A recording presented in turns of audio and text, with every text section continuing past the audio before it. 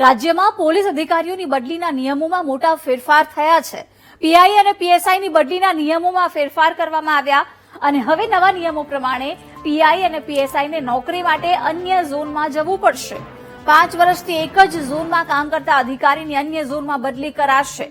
PI અને પીએસઆઈની બ્રાન્ચની નોકરીને પણ ધ્યાને લેવાશે અને રેન્જ મુજબ નોકરી માટેના જિલ્લા નિશ્ચિત કરાયા છે। મુખ્યમંત્રી ભૂપેન્દ્ર પટેલની અધ્યક્ષતામાં મળેલી બેઠકમાં નિર્ણય લેવાયો છે। આ બેઠકમાં ગૃહમંત્રી હર્ષ સંઘવી અને રાજ્ય પોલીસ વડા પણ હાજર રહ્યા।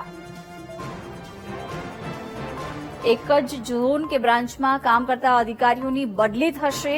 પીઆઈ અને પીએસઆઈની બદલીના નિયમોમાં ફેરફાર કરવામાં આવ્યા છે। હવે રેન્જ મુજબ જિલ્લા નક્કી કરાયા છે। એક જ ઝોન કે બ્રાન્ચમાં કામ કરતા અધિકારીની બદલી કરવામાં આવશે।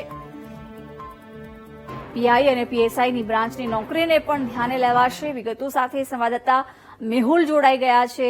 મેહુલ, પીઆઈ અને પીએસઆઈની બદલીના નિયમોમાં ફેરફાર કરાયો છે, શું અપડેટ?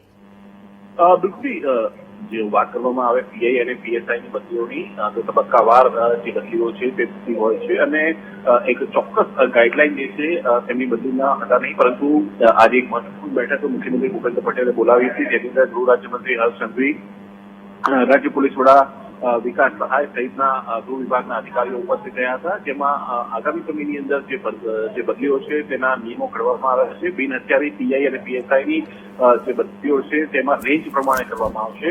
કોઈ એક રેન્જની અંદર જે વર્ષોથી કાર્યરત પીઆઈ અને પીએસઆઈ હશે તેની અન્ય રેન્જની અંદર બદલી થશે, પરંતુ તે એડજોઇનિંગ એટલે એ જે જિલ્લાની અંદર કાર્યરત છે તેના નજીકના જિલ્લામાં નહીં, પરંતુ અન્ય રેન્જની અંદર તેને બદલી કરવાની રહેશે।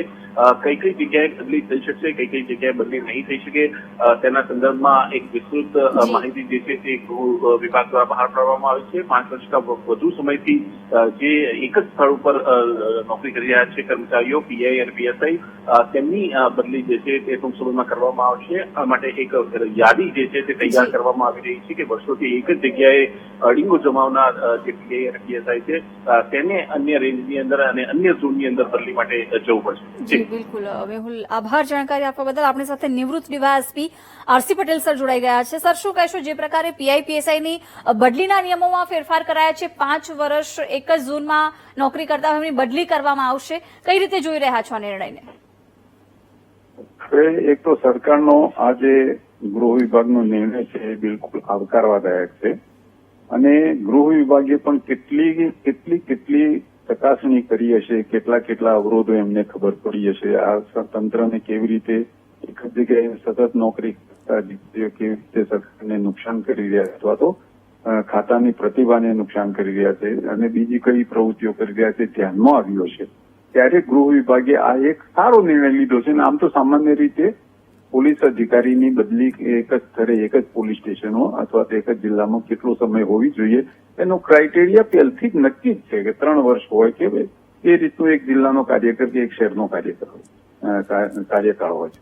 પણ હવે આની અંદર સવાલ શું થયો છે કે અત્યાર સુધીની અંદર બદલીઓ અને માગણી સાથેની બદલીઓ એ અધિકારીઓના પોતાના એ ડીઆઈજી હોય, એસપી હોય અથવા તેનાથી ઉપરના અધિકારી હોય, એ પોતાના તાબાના વિસ્તારની અંદર પોતે અમુક અધિકારીને લાવવા માંગે તેવો લેટર લખે ગૃહ વિભાગમાં અને એની બદલી તરત જ થઈ જાય। હવે અધિકારીઓ પણ શું કરે છે કે પોતાની સાથે પોતાના માનીતા અધિકારીઓને જે રેન્જમાં અથવા જિલ્લામાં એ ગયા હોય એ જિલ્લાની અંદર એ લઈ આવતા હોય છે અને એ સારા ક્રીમ પોસ્ટિંગ ઉપર જ એમને મુકાતા હોય છે। અને આ અમુક અધિકારીઓની જિંદગી કદી ડ્રેસ ન પહેરવો પડે એવી ક્રીમ નોકરીમાં પણ ગઈ છે।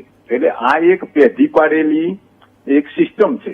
સરકારે પણ એની અંદર ઇન્વોલ્વમેન્ટ હશે, રાજકારણીઓનું હશે ને અધિકારીઓનું હશે, આમાં એક હાથે તાળી પડી નથી। અને અમુક અધિકારીઓ તો જિંદગીભર ક્રીમ પોસ્ટિંગ જ કર્યું છે અને એ તાબાના અમુક અધિકારીઓની સાથે જ નોકરી કરી છે, અમુક જિલ્લાઓમાં જ પસંદગીના પોલીસ સ્ટેશનોમાં નોકરી કરી છે, પસંદગીની પોસ્ટ કરી છે।